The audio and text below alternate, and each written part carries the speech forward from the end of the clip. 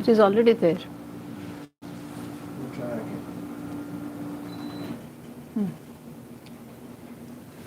एक minute.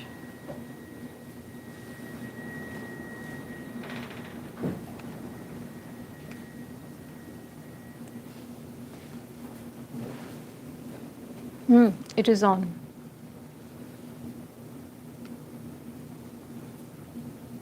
Okay, now. It's on now. Fine. This we can distribute tomorrow. Tomorrow. Yeah. You can just.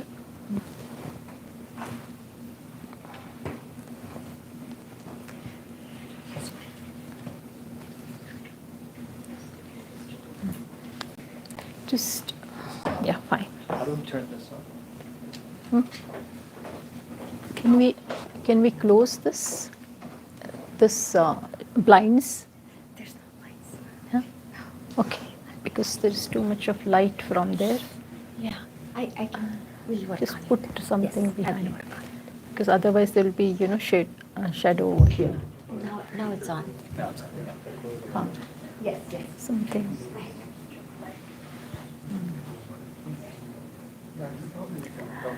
See, there is that blackboard over there. No, we will need the light. Too much of glare is coming. If we can, Mahesh ji, if we can put that thing behind that, what is that, blackboard? No. I will put something. Okay.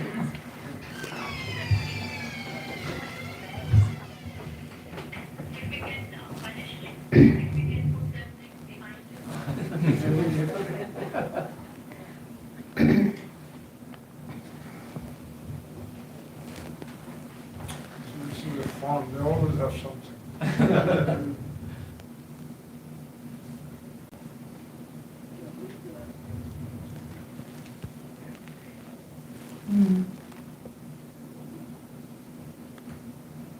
Wow. This is what was needed.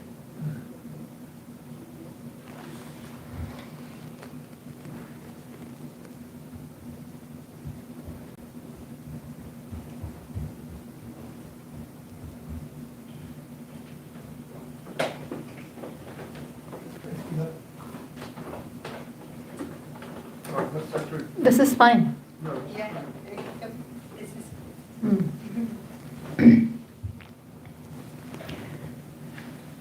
ॐ सहना भवतु सहनौ भुनक्तु सह वीर्यं करवावहै तेजस्विनावधीतमस्तु मा विद्विषावहै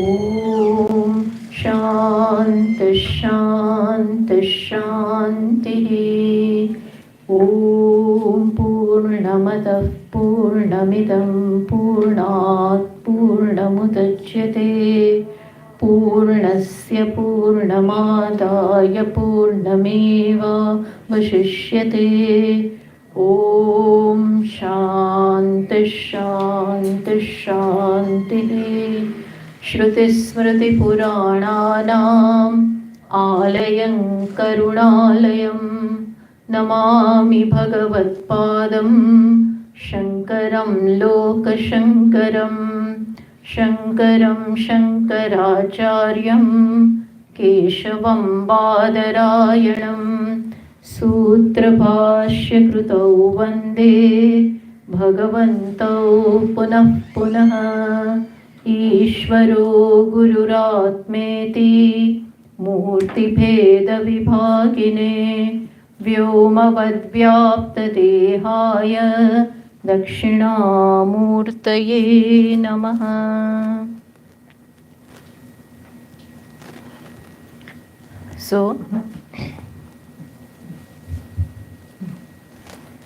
So the topic which we have selected for this weekend camp is self must be known, reflected and meditated upon, which is a very, very famous statement, very famous passage from Brihadaranyaka Upanishad.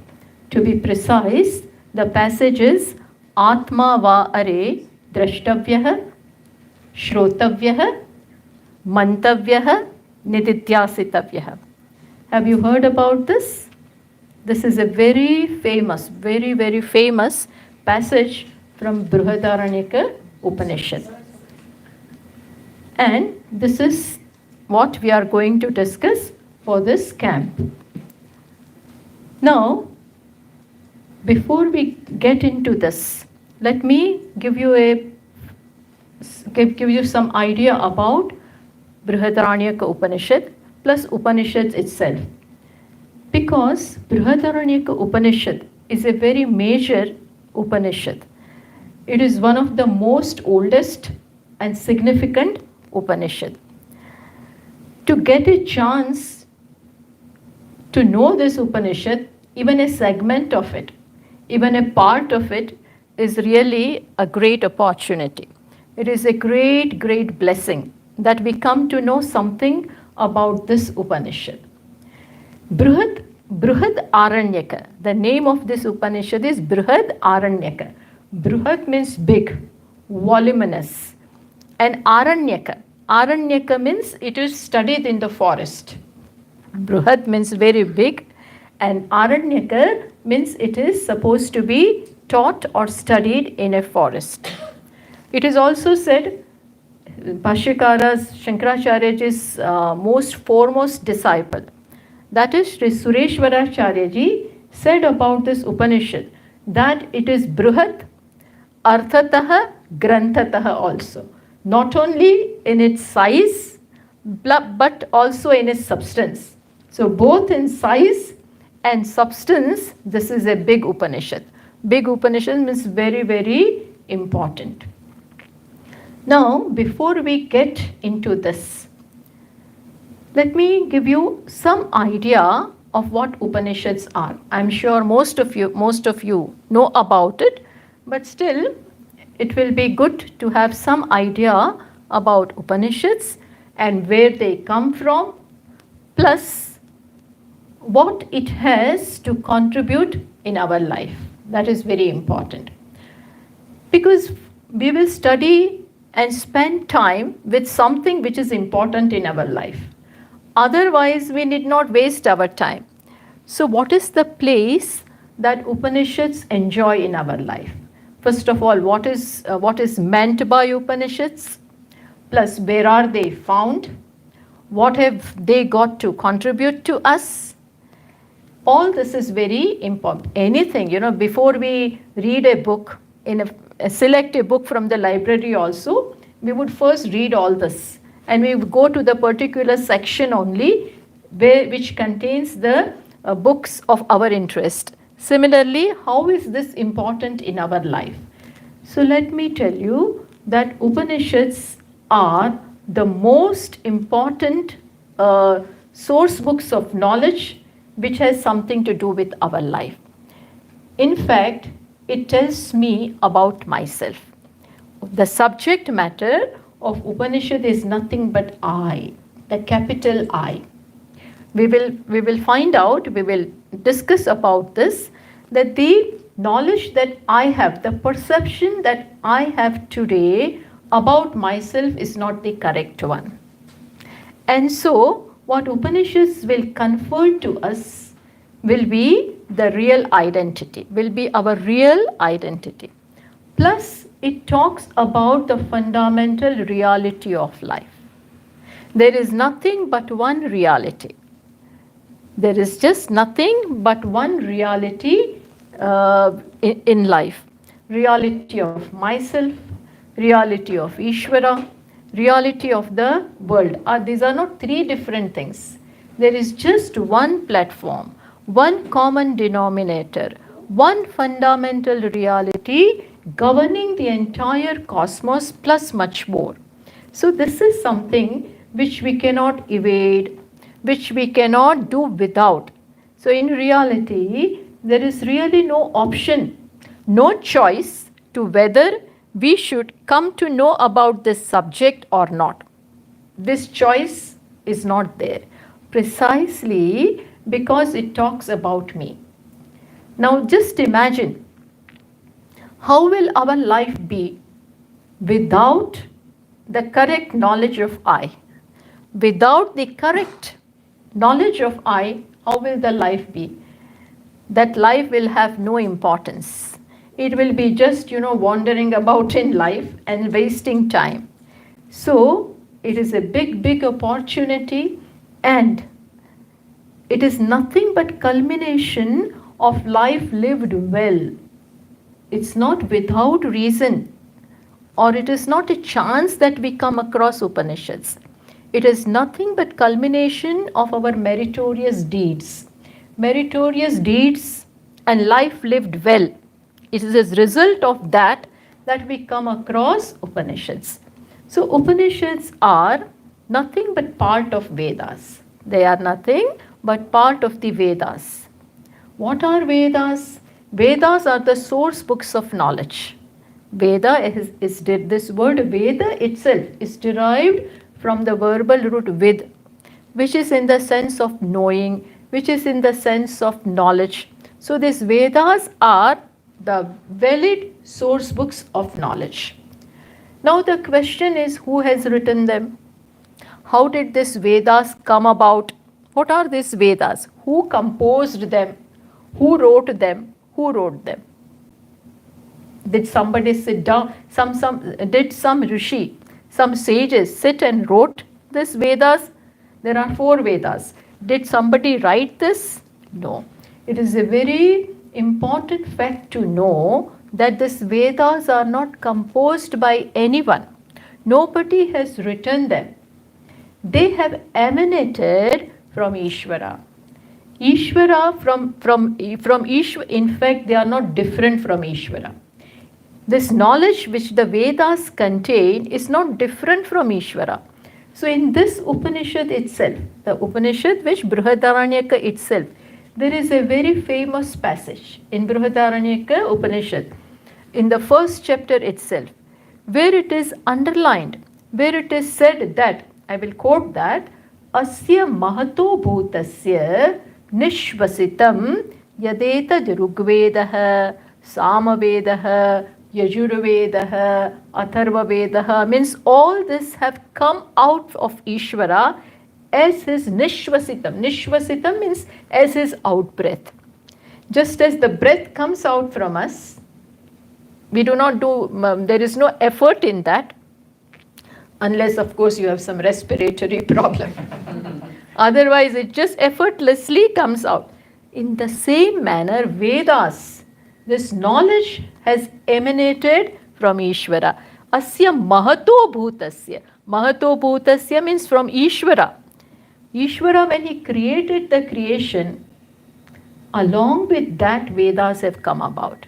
Why? Precisely because human beings need guidance. They will need guidance as to how to live life, how to attain the goal of life, how to know the reality of myself, how to know the fundament. All this is needed. You create this, and when this is not provided, then there is lacuna in the creation, and you cannot expect Ishvara to do that. So along with the creation, this is there. He also has not created. It is there with him. It just came out. So Bhagavan, Ishvara also has not created the Vedas. But what happened? They are Nitya. They are already there, ever there in the creation. But it required sages, rishis, to grasp them. Rishis, sages have grasped them. Why did rishis grasp them? Not anyone else, and only sages could grasp it. Why? Because they had that kind of purity. Their hearts were that pure because of their life of penance. They had that penance and purity, because of which they enjoyed that subtlety of the mind, that purity of the mind. Nothing but purity. And they were one with the reality. They were one with the reality. one with Ishvara. And that is why they could grasp, they could catch this. What did they catch?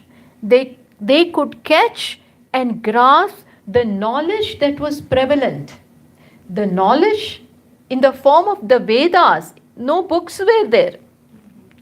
The knowledge was there in the creation. And they could catch it. Just as here the waves are there. But transistor can catch. Mobile signals you can catch, sometimes you cannot catch. Similarly, who could catch this? Not me and you. Who could catch this? Sages. They could catch it. And that is why rishis are called, they also have not composed. Mantra drashtarah. What is said about the rishis? Rishis were mantra drashtarah. Mantras means the mantras, the verses of the Upanishads and the entire Vedas they could catch. So they are called mantra drashtarah, natu kartarah. When absolutely no ego is there, no sense of that small I is there, when you are in total harmony with creation, absolute alignment is there, then you can catch. Sometimes people report, that this was, I got this inspiration. Some people have sixth sense, or they come to know. Why only they come to know and not others? They have something special about them. They have something special about them. Similarly, the hearts and the minds of the rishis were such. They could catch it. When they were in samadhi, when they were totally composed and in samadhi, samadhi means there is no ego. Just they are totally one with the reality. At such times they could see. These mantras were seen by them. And that is nothing but Vedas. That is nothing but Vedas. So understood what is the place, what is this Vedas? Then, earlier there was this just one body of Vedas. Then Vedavyasji came along. Vedavyasji is a Krishna Dvaipayana. You must have heard about him.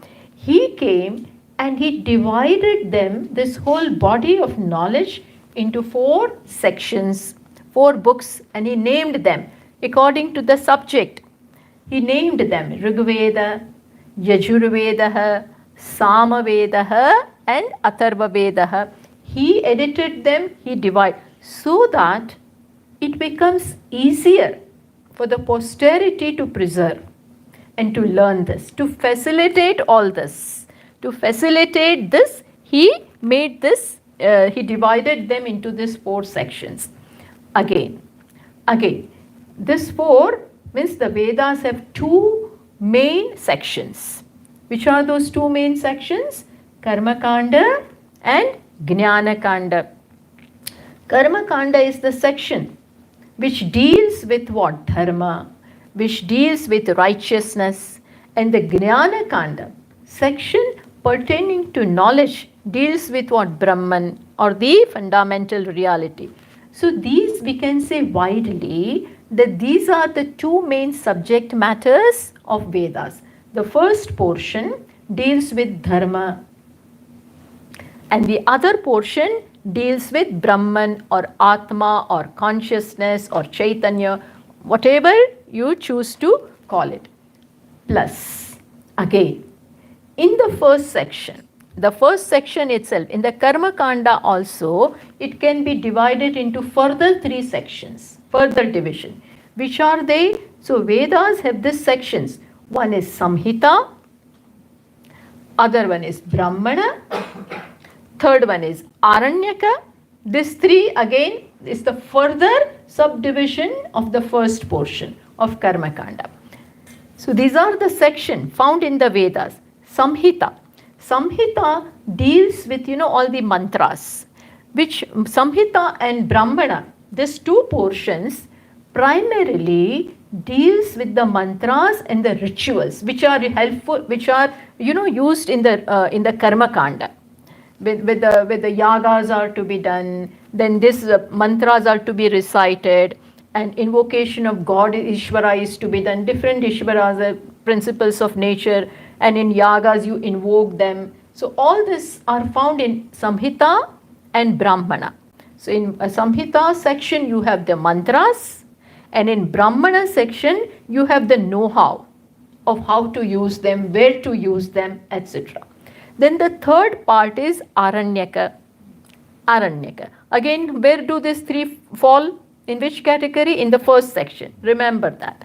So the third one is Aranyaka, which has so many upasanas. Upasanas means worship, mental worship of Ishvara. Mental worship. And in those days, the kind of devatas which we have now, Rama, Krishna, Ganesh, those were not there. They came after Puranas. These are given to us in the Puranas. Earlier natural elements like fire is there, Varuna is there, water is there, space, this Indra, all of them, this kind of devatas with. There are upasanas pertaining to this. So these three come in the Karmakanda section. And the fourth section, that is Upanishad. That is Upanishad, goes in the Jnanakanda. In the first three, Karmakanda, Samhita, Brahman, Aranyaka. And goes in the Karmakanda section, and Upanishad goes in the Jnanakanda. Let me tell you, this is all methodical. This is all in keeping with the stages of our life, the ashramas of our life. Which are the main four ashramas of life? Because sages, they looked upon life as consisting of, say, roughly 100 years. And they divided life into four sections, four ashramas. It is called ashrama. Which is the first ashrama? Brahmacharya. Second one is Grihastha, third one is Vanaprastha, and fourth one is Sannyasa. So, the first three sections is the subject matter of Samhita, Brahmana and Aranyaka. The first three stages of life, Brahmacharya, Grihastha and Vanaprastha. When the child is studying, say first 25 years roughly, you can give to that. Then he enters into, provided a person lives for 100 years. So first 25 years, then Grihastha, then Vanaprastha, means forest dwelling. Forest dwelling. And Grihastha means you are in the life, there is place for sense pleasures, but all this within the boundaries of dharma. Within the boundary of dharma. So then Grihastha is going to bless you. So Brahmacharya, Grihastha, Vanaprastha, and the final is Sannyasa. So the first three, Samhita, Brahmana and Aranyaka, pertains to Brahmacharya ashram, Grihastha ashram and Vanaprastha ashram. This is how the division is made. With the idea that one stage will prepare the person for the other stage. See, if you live it well, crossing all the I, crossing all the T's and dotting all the I, as they say in English, then you will automatically, this one ashram will prepare you for the second one. So first one will be a stepping stone to the other one. So when the child goes to Gurukulam, then he studies all the Vedas verbatim. It is said that one to mug up, to study, not they had to by heart everything. Those days books were not there, printing press was not there. So the teacher will come and recite the Vedas, and they have to verbatim learn it. So it is said that one Veda will take how many years? 12 years to mug it up, to have it in your heart. That much time was required for one Veda. And if the child was bright enough, he may do it, he may do 2 also, 3 also, whatever. That depended upon the grasping power of the child. So, understand, when the student comes to the Gurukulam, then he would know the entire Veda. The teacher will not only teach them to chant it, but along with that the meanings would also be taught. The meanings of each and every passage would also be taught. So understand, the child is getting everything in the mind.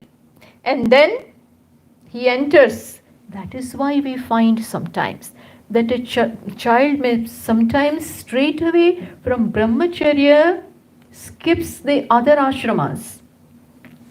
He may skip the other ashrama and go straight away to sannyasa. Why? Because what he is learning, things are not taught in great detail, but the meanings of each and every passage is being taught, definitely. Because in the Vedas only appear what? Aham Brahmasmi. In the Vedas itself, what will appear? Tattvamasi. So if he pays attention to that, and if it touches him, and it may touch some chord of, he may straight away from brahmacharya, he skips the other ashramas and goes to sannyasa. But that may not happen with everyone. So he will graduate from there, enter into Grihastha ashrama. And Grihastha ashrama is the most responsible ashrama. Here the person, the couple, is responsible to the entire cosmos. Not only to one's parents and ancestors. No, to the entire cosmos. You are responsible. This one person, this one husband and wife, this one couple, they are supposed to live life in such a manner where you become responsible, where you become aware of how you are beneficiary of the entire creation, and therefore you also return the favor. And that is the main theme of Grihastha ashrama. Dharma is there, you enjoy along with dharma. And basic dharma is this. What is the main meaning of dharma? That you live your life in alignment with the order. You live your life in harmony with the order. Ishvara wants that. Because according to Ishvara, this is one big body. This macrocosm is one thing. Just as in this one body, I am everywhere. Whether you touch here or you touch the toe of my foot, I am everywhere. Similarly, in Ishvara's vision, there is just one. Just one. Entire three worlds is nothing but one body. And naturally, the happiness of the entire body is important. So that is order. Living in order means what? That you are concerned, you are responsible for the entire thing. There are no divisions. There are no divisions at all. For me, in this one body, my foot is as important as the head. Foot is as important as the head. Even though the capacity to think is given here, but that doesn't mean the foot is not I. Everything is I. So with the capacity to think, I should conduct in such a manner that the entire body receives the blessing. Entire body is benefited. Understood? So this is what a couple or a grihastha is supposed to live this is in this manner when he lives his life. Then he automatically graduates for sannyasa or for vanaprastha. Vanaprastha is that stage of life when husband and wife together leave the life, means the public life, and go in a forest, Aranyaka, go in a forest and spend their life together in what? In worshipping Ishvara, in tapas, in austerity. Now they are companions and they live life in this manner, which again automatically prepares them for what? For sannyas, ideally speaking. Sannyas means giving up, because that is going to be our subject matter. And that is why I'm touching upon it right here. So this is how the 4 sections of the Vedas, Samhita, second one, Brahmana, third one, Aranyaka and Upanishad. They pertain to our life. Now Upanishads come where? In the last section. So that is why in the Vedas it is said that Upanishads is also called Vedanta. Why Veda? Vedanam Antaha, because it is found at the end of the Vedas. Physically or positionally they are found over there. That is why it is called Vedanta. Plus, Anta means the theme. Anta, another meaning of Anta is what? The theme, the Tatparya. So, the theme or the main subject matter of Vedanta is what? Upanishads. It is contained in the Upanishads, and that is nothing but the self or Brahman. So, this is how the Vedas are divided. And in all the Vedas, therefore, in all the Vedas you find Upanishads, whether it is Rigveda, Yajurveda, Samaveda or Atharva Veda. Everywhere Upanishads, in fact there are several of them. So much so that so many are lost. So many Upanishads are lost. What a great loss it is. They are just lost. But still we have some of them. And from them, Bhashyakara has selected 10. Bhashyakara means Sri Shankaracharya ji. He selected 10 Upanishads. Not that others were not important, but he selected 10. He looked into all of them, selected 10 and wrote commentaries upon them. Wrote his Bhashya upon them. Why those 10 only were selected? These 10 were Isha, Kena, Kata, Prashna, Mundak, Mandukya, Aitariya, Taitariya, Chandogya and Brihadaranyaka. Totally 10. He chose to write Bhashya, commentaries upon them. Why? Because those 10 are enough to convey the knowledge. Others are also important, but the methodology is contained very well in this. Everything is found. Whatever you want to teach the student with respect to the Atma and creation and everything, the whole thing is contained very well in this 10. And that is why he chose this 10. Not that others are not important. They are also very important. So now, to tell you, the main Upanishads contained in these 4 Vedas. See, let us come to Rigveda, which is the prominent Upanishad found in Rigveda, which is that Aitareya Upanishad. It's not that famous. So, it's called biological Upanishad because the subject matter there is such. But it is Rigveda. Aitareya Upanishad is found in Rigveda. Okay. Coming to Samaveda, which are the prominent Upanishads found in Samaveda. Samaveda has 2 major Upanishads. Which are they? Chandogya and Kenopanishad. Samaveda has these 2 main Upanishads. This is just an information that I am giving you about Upanishads. This is Samaveda is Chandogya and Kenopanishad. And Chandogya is very important for a Vedantin. Why? Because Tattvamasi. Tattvamasi, that thou art, the Mahavakya, the famous statement, is contained in Chandogya Upanishad in the 6th chapter. Okay. Then we come to Yajurveda. Yajurveda, again there are 2 Yajurvedas. Shukla and Krishna. Black and white. Black and white. This black and white is there also. So Krishna Yajurveda has 2 important Upanishads, which are the Taittiriya Upanishad and Kathopanishad. Kathopanishad and Taittiriya Upanishad is found in Krishna Yajurveda. Shukla Yajurveda has this Brihadaranyaka Upanishad. Brihadaranyaka and Ishavasya. 2 major Upanishads, Ishavasya and Brihadaranyaka. These are found in Shukla Yajurveda. Then we have, which one is left? Atharva Veda. Atharva Veda has 4 prominent Upanishads. 4.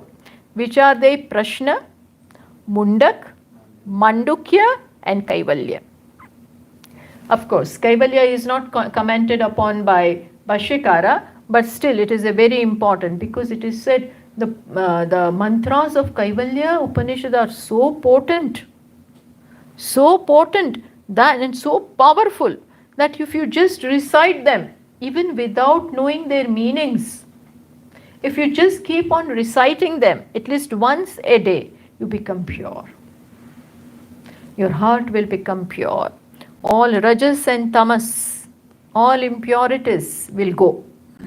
That is the power of those mantras. So in short, 4 Upanishads are found in Atharva Veda. Okay, let us now quickly look into the Mahavakyas found in this Upanishads. The main Mahavakya is that the 4 Mahavakyas are supposed to be there. Which are the 4? Tattvamasi first. It is found in Chandogya Upanishad. Then, which is another one? Aham Brahmasmi, I am Brahman. Where is it found? Brihadaranyaka. It is found in Brihadaranyaka Upanishad. Then I am Atma Brahma, another famous Mahavakya. Everything is Brahman, Mandukya says. It is found in Mandukya Upanishad. Mandukya Upanishad, in the very second mantra, the teacher says, Upanishad says, all this is Brahman. Means all this is just one reality. Ishvara. And who is that? I am that. I am Atma Brahma. This is found in Mandukya. Then Rigveda, that is Aitariya Upanishad, has another famous Mahavakya. What is that? Prajnanam Brahma. Prajnanam Brahma. Prajnanam Brahma means this consciousness is Brahman. And where is this? All these Mahavakyas understand, they do one thing. What do they do? They show the identity, oneness, complete identity between this jiva, this individual, and Ishvara. Today, for us, I am different, Ishvara is different, you are different, he is different, she is different, this is different, that is different, different. Divisions. These divisions have gone so much into our minds. They are the cause of all the wars. They are the cause of all the problems. Division. I and mine. I and yours. Whatever I like, that is fine. Rest, whoever comes as an impediment to my happiness, gone. Automatically they become enemies. But where is the base for all this? Does this duality, does this division, does it exist?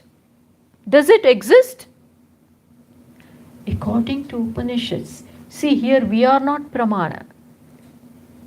We are not the source of knowledge for this. We are not the criteria. Where is the source of knowledge? What is the valid source of knowledge? Upanishads. And what do they say? There is no duality whatsoever. Duality is not there at all. Duality is our interpretation, not our experience. This is not easy to even eschew. This is not even easy to swallow. Swamini, everything is different. Even two identical twins have some difference. Mother knows how they are different. And you say everything is one. These two lobes, this is also not same. This is also not same. This becomes identity, no? Nothing is same. No two leaves are same. No two leaves are same. And still, Upanishad comes along and challenges us and reveals that everything is just one. How to believe? If we have no Shraddha, and if we are not even ready to give benefit of doubt, let alone Shraddha, if we are not ready to give benefit of doubt or ear to what Upanishad has to say, it has no personal agenda in saying and misleading us, brainwashing us. Why should it do? What do they have to gain? Nothing. They reveal nothing but the truth. But provided I lend my ears to this, at least give benefit of doubt, let me find out. It says there is just one ekam eva advitiyam. Ekam eva one without a second. Second one is with reference to one. In the counting, second is with reference to one. But Upanishad says this one also, if you are using with reference to second, don't use. Don't use. Because it is that kind of one. How to believe?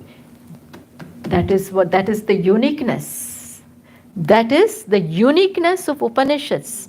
And if we discover it is there, we don't have to invent this. Just as that gravitational law was there, Sir Isaac Newton did not discover. He did not invent. It was there. He found. You just have to, you just have to be in a line. Just watch. Pay your attention, and he could find why things are not going up. Why are they going down? There has to be that pull. It was there, and he discovered. Similarly, this oneness is there.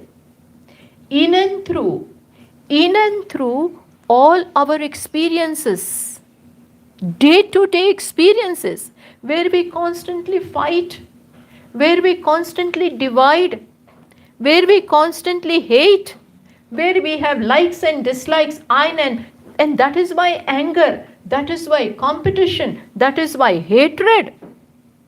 People are just out to demolish. What is at the root? This division. This division creates fear. This division creates insecurity. It is not there. This manyness doesn't mean there are two and more.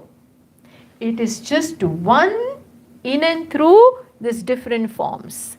In and through these varied forms. In and through this so-called multiplicity. So-called plurality. What is there really? Just one. Just as one clay in all the clay pots. Gold, one gold in all the ornaments. Ornaments are all different, whether in USA, in India, in UK, wherever. But as Swamiji says, give me gold. In the jeweler's shop he went, and then the jeweler took him to a tour of his entire big shop, and then at the end of that he was kind enough to say, since Swamiji you are my guest today, venerable guest, so I would like to give you something. I would like to gift you with one piece of jewelry. What will you like to have, Swamiji? He thought maybe he will ask for a ring, or he will ask for that chain, or a watch with a chain, Swamis may need it. Watch with a chain or simple chain. And then what did Swamiji come up with? He says, give me gold. Give me gold. The fellow did not understand. Huh? He said, gold? Okay, you want this chain? Swamiji said, no, gold. And he again did not understand. He gave him that golden wristwatch. This? He said, no, gold. Now, what is this jeweler supposed to do? Then that tube light occurred. He said, gold means the entire shop here, just a shop, but everywhere gold. There is, as far as gold is concerned, there is no ornament. As far as gold, and think, where is the ornament in the gold? Whether you touch the bangle above, touch it down, touch it left, touch it in the right, where is gold? Or where is ornament? Above also gold, below also gold, right also gold, left also gold. Nothing but gold. There is an object corresponding to gold. There is no object corresponding to ornament. One has to think on this. So in short, I'm just giving you a sample of the kind of profound truth that is contained in Upanishads, without which really our life will not be meaningful. Life will not be really substantial. If you don't know the basic thing as to who I am, what is my dimension. And Swamini, even if we know, chalo, if we came to know I'm everything, but how does my life change? Now you no more, the boundary of I will no more now be just this body. So far, my perception of myself is what? This much. I ends here, and here the table begins. Then you begin. This way you go on and on and on.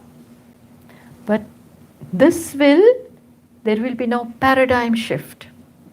When you come to know I as the whole, this individual goes away. I means now encompasses everything. The entire creation comes within the fold. In fact, there is no creation beyond I. No creation beyond I. Think of creation without I. There won't be anything. So this is the dimension of I. And we don't know this. And that is why we suffer. That is why we compete. That is why insecurity. That is why wants one after another. Because I am not this. Moment I look there, I am not that. I am not that. They have it, I don't have it. Everything creates, everything provokes my smallness. Today, everything triggers my smallness. Moment we come across people, moment we come across different countries, moment we look at the world, everything, what does it say? You are not me. You are not me. Like those children, I got it, you didn't get it. Similarly, if our understanding of I is incorrect, if today in the understanding of I, there is this small individual, life is fraught with nothing but sorrow. Nothing but sorrow.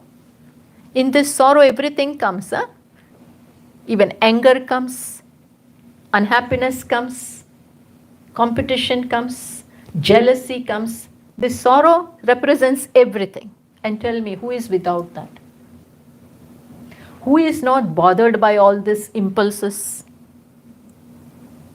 And do they give me happiness? Am I comfortable with them? I may get away with them is one thing. I may get away with my anger. No, it was needed. It was the need of the hour. So I have to throw my weight. But am I happy? Do I feel good about it? Do I feel good about? No. None of these impulses, none of them makes me happy with myself. In fact, I lose my self-esteem. I go down.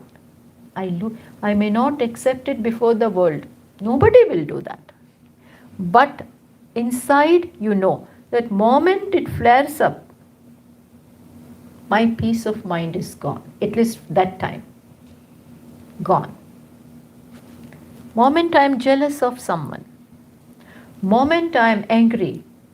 Moment I think ill of others. The pressures within are so much that all this will come sometimes. But when they come, I lose myself. I am no more respectable in my own eyes. So, what I'm trying to say is that we cannot do without this knowledge.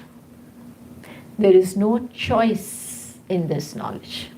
There is no choice in the knowledge which Shastras, that is Vedas, that Upanishads have to give. No choice.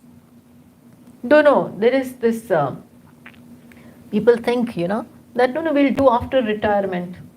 All this is meant after retirement, when you have nothing to do. Then we can. Is it like that? Do you want to be happy only after retirement? Do you want to enjoy the composed state of mind? Do you want to be happy not while living in all the other stages? We do want it. Then you better learn this. Then you better learn this. This is what is going, this is the key, real key to happiness. You unlock the key to happiness, key to love, key to, feeling good about yourself with this knowledge. And that is why there is no choiceless choice. This knowledge is what kind of a thing? Choiceless choice. You have to know it. That is why it is the most important. One more thing I wanted to say is this, that in Upanishads also, some Upanishads are supposed to be Mantropanishad and others are supposed to be Brahmanopanishad. This division also you must know. About when we are learning the Upanishads, these are something basic things which we should know. Mantropanishads contain mantras, and mantras are supposed to be little more significant as far as the validity is concerned. And Brahmanopanishad is nothing but exposition, elaboration, explanation upon mantras. Understood? So, to give you an example, Mundakopanishad in Atharva Veda, it is Mantropanishad. It is supposed to be mantro. It is in the form of mantras. And Prashna over there, in Atharva Veda, there is another Upanishad which is that Prashnopanishad. There are 6 Prashnas asked by 6 different disciples. So, but it is exposition upon this Mundakopanishad. So as I said, Brahmanopanishad, what does it do? It explains Mantropanishad. Understood? Our Brihadaranyaka in Yajurveda, it is also Brahmanopanishad. It expands, it elaborates upon which Upanishad? Ishavasya Upanishad. Ishavasya is Mantropanishad. Ishavasya contains only how many mantras? 18.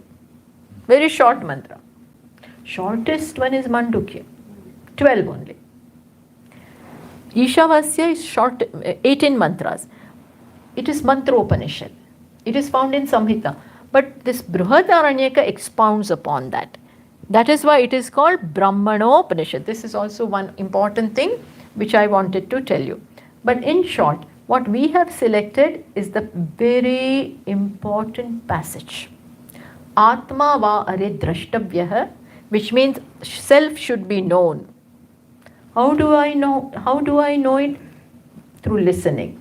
Shrotavyah means you must listen about it from the Upanishads. So, and having listened also, if it suffices, fine. But that may not suffice. There may be doubts. There may be questions, vagueness in your mind. So reflect upon them. Mantavyah, reflect upon them.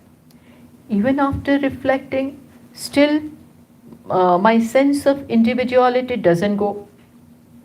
In spite of listening to this talks hundreds of times that you are Brahman, you are complete, you are that, but still I remain small only. Which means what? That past habit, that past tendency, very strong, very, very strong it is. It doesn't go. The past samskaras are so strong, my God, that no matter how many times we hear, this doesn't go. That is why, what are we supposed, that is why Upanishad recognizes this problem. And that is why it says, Nididhyasitavyah. May you constantly meditate. Meditate upon means not just close your eyes and go to sleep. Meditate, okay, I'm meditating. Sometimes it's very convenient. You go to sleep. No, it's not sleeping. Meditating upon the words you have heard. Meditating upon Shravanam. Shravanam, whatever you have heard from the teacher's mouth.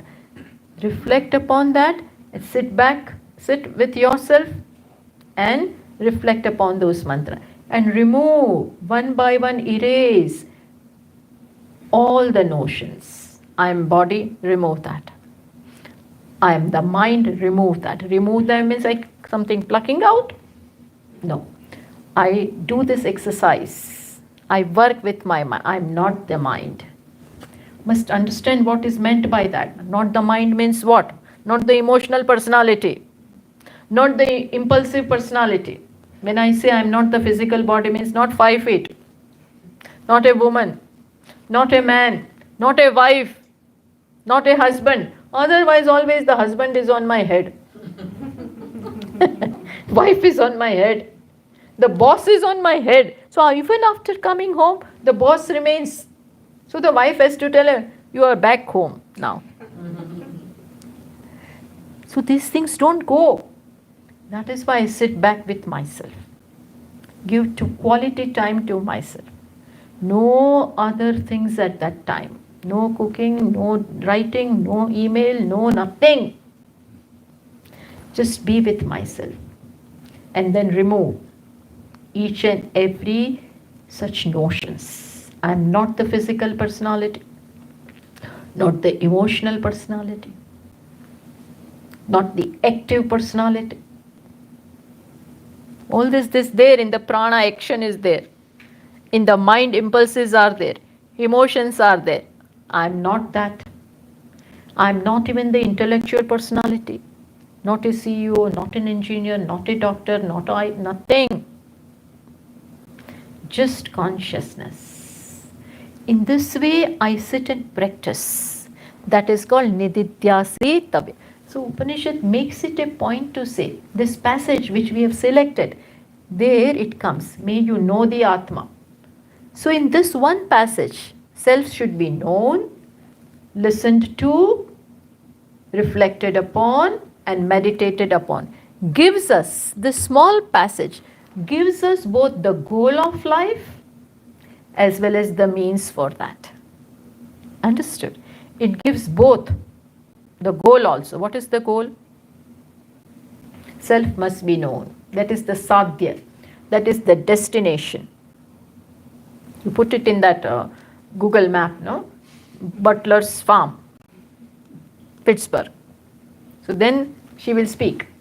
Right, rep, this exit, that exit. So this is the goal. Self should be known. This is given to us. Destination is made clear. What is the means? Shrotabhya. Listen to that. No, I know myself. Why should I go anywhere? I know myself. Why should I go to Upanishad to tell me who I am? This arrogance is there. Why should I go? Which is right in a way. But this is the paradox of life. Most ironical. No. That to know ourselves, we have to go to Upanishads. If we are too proud, we may not go. But if we go, then we will know. Why? Because today I say I'm a man. Tomorrow I say something else. Now thinker, next moment speaker, third moment doer, fourth moment walker. In the morning, at home I am wife. Moment I go out, I am doctor. It's different roles, different things from morning to night. Waker, dreamer, deep. Who am I in all this? Who am I in all this? Whether speaker, doer, wife, boss, husband, who am I? And in this life, all this. In past life, who I was, even I don't know. But all of that is there in my history. Samskaras, all of. So totally confused we are. Upanishad says, you better come to me to remove all these confusions. So we do this. So self must be known. For that we go to a teacher, listen from him, reflect upon that and meditate upon it. This is the passage. This is the passage from, as I said, Brihadaranyaka Upanishad. And it is a dialogue. All the Upanishads are dialogues between the teacher and the student. This Brihadaranyaka Upanishad, such a big Upanishad, such a voluminous. Here you find many dialogues. In other Upanishads, sometimes you find a dialogue between just one teacher and the student. Just one teacher and student. Here there are many teachers in the wide range of these Upanishads. You come across many teachers and many students. Some of the finest dialogues are found here. And one of the finest dialogue is between Yajnavalkya and his wife, Maitreyi. You won't find this kind of thing anywhere. It is just out of the world. The way it touches our life. And here, the entire section of this dialogue is named after the wife, this disciple, not wife but disciple, Maitreyi. The whole part which we are going to do is named after the disciple. Just imagine the kind of woman that she was. Here the student of Vedas is a woman. What do they talk about? Women don't know this and don't know. Vedas gave right to women. They had all the rights. In this Upanishads you find two very bright women, most eligible. Who are they? Maitreyi and Gargi. Maitreyi and Gargi. One was his wife, which of course after now no more wife, but still. Gargi, and another one is Gargi, a great scholar, erudite scholar. And she really, we are not going to do that part, but she really challenged this Yajnavalkya. Of course, in the end she came to know, but these are the two. This is our culture. These are the women of India. In the Vedic times, these were the women.